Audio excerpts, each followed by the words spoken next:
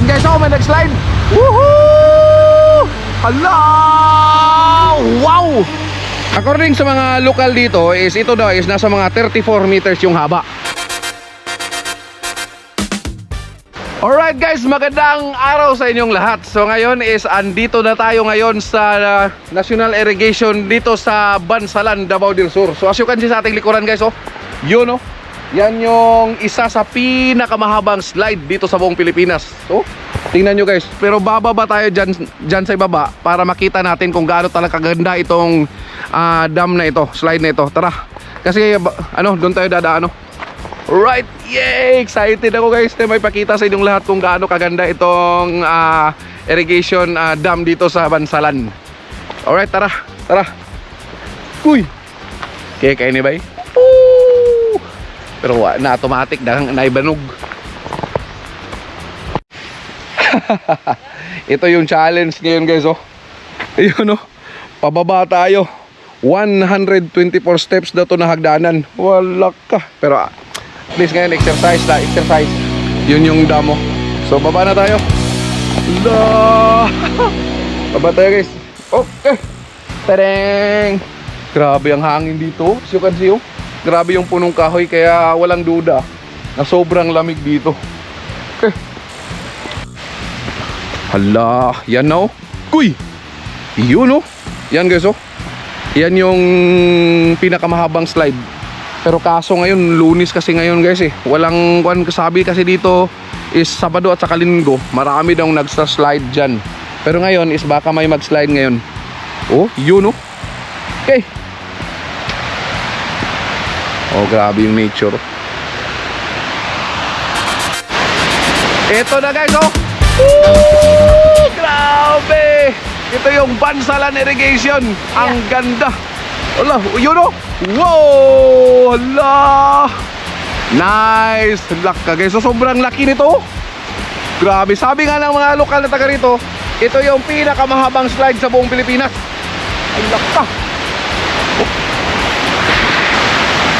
Yan guys, oh, may nag-slide. Woohoo! Hala! Wow! Taday! Nice! So ang style nila dito, may mga umaakyat dyan sa gilid. Dito naman yung iba sa may gilid. Ayan o, tunghayan natin ha. Mag-slide sila. Alright. Taka. Wow! Labag! Woo! Grabe! Ang tindi! So ngayon guys is dito tayo, tingnan natin kung gaano talaga kahaba. So daan tayo dito. Akyat tayo dito. Tingnan natin. Dito tayo mag-aabang sa kanila kung mag-slide sila guys dito. Okay. So yan yung damo.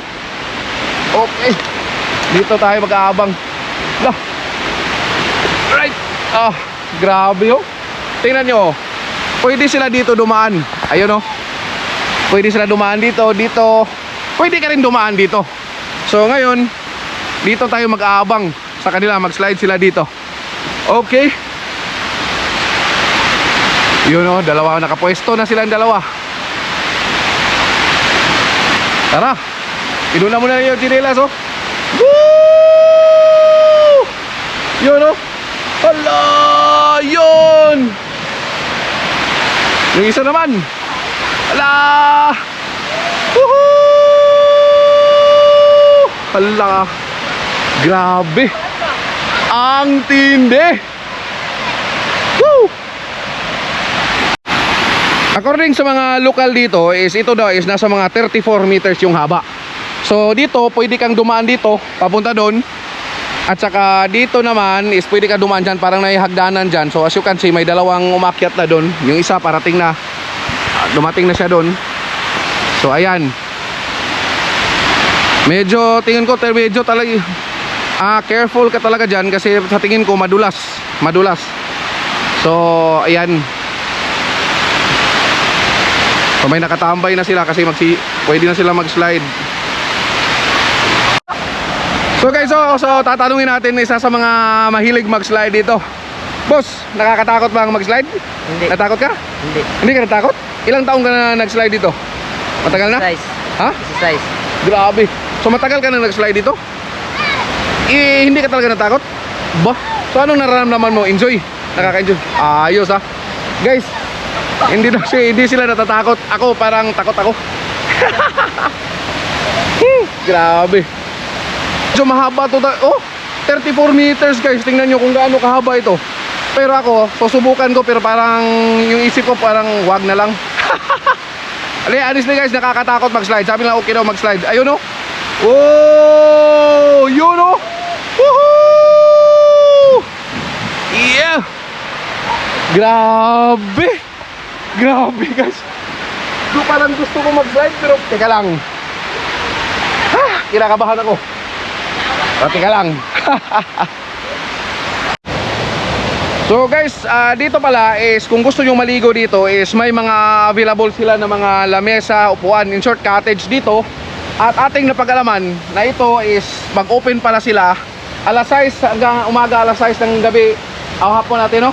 Tapos ang rent pala ng mga upuan dito, sabi ni ate is nasa 100 pesos, unlimited na yon. So pwede kayo magdala ng pagkain, snacks dito.